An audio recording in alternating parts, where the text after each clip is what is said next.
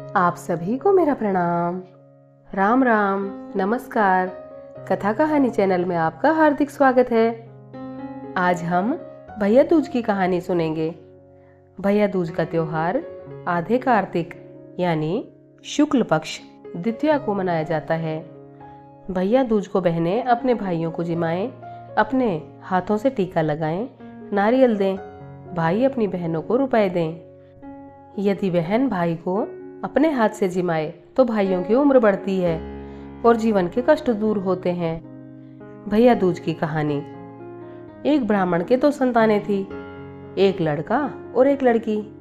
लड़की बड़ी सुशील थी। वह अपने भाई को कभी नाराज होकर बुरा भला नहीं कहती थी। वह भाई अपनी बहन से मिलने उसकी ससुराल गया तो वह चरखा कात रही थी। तभी बहन के सूत का तार टूट गया। वह भाई आने का पता नहीं लगा। वह तार बार बार जोड़ रही थी पर वह जुड़ा नहीं और पीछे मुड़कर देखा तो भाई खड़ा था। वह भाई से गले मिलकर अपने भाई के आदर सत्कार के लिए पड़ोसन से पूछने गई। उसने तेल का चौका लगाकर घी में चावल पकाए, परंतु चौका सूखा नहीं और चावल पके नहीं। एक दूसरी सहेली से पूछने पर गोबर का चौका लगाकर दूध तथा पानी में चावल डालकर खीर बनाई और भाई को खिलाई। दूसरे दिन भाई के रास्ते के लिए वह चक्की में आटा पीसने लगी। आटे के साथ चक्की में सांप पिस गया और उसे पता नहीं चला।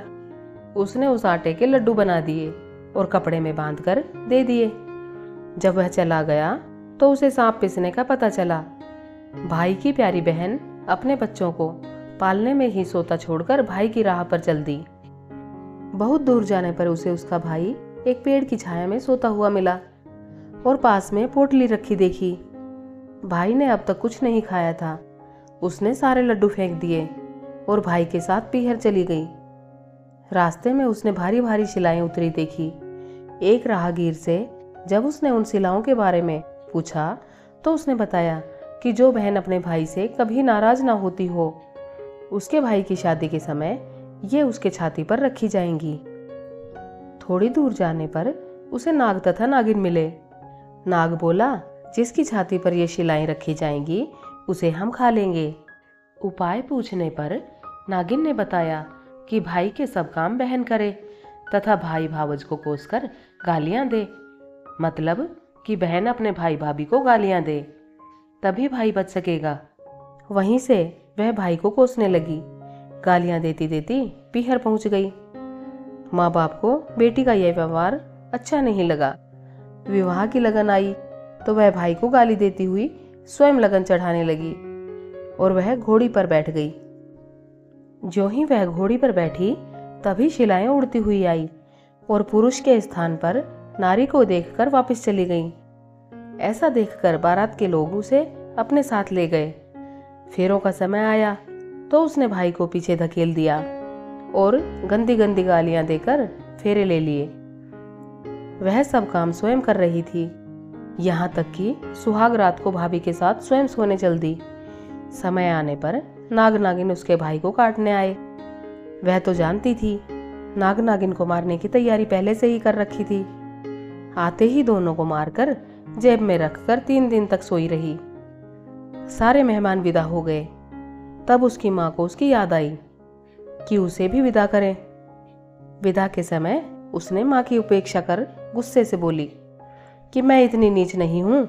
उसने मरे हुए सांपों को दिखाकर बताया कि नाग नागिन भाई भाभी को डसने आए थे। मैंने अपनी जान पर खेलकर भाई की जीवन की रक्षा की है। इसी भाई के पीछे मैं अपने बच्चों को पालने में रोते चिल्लाते छोड़कर आई हूँ। मेरे भाई भाभी को किसी प्रकार का कष्ट न हो।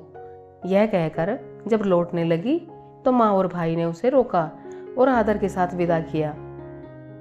भैया दूज के दिन चित्रगुप्त की पूजा के साथ साथ दवात तथा पुस्तकों की भी पूजा की जाती है। यह हमने भैया दूज की कथा सुनी। हमारी कथा कहानियाँ सुनने के लिए आपका हृदय से आभार।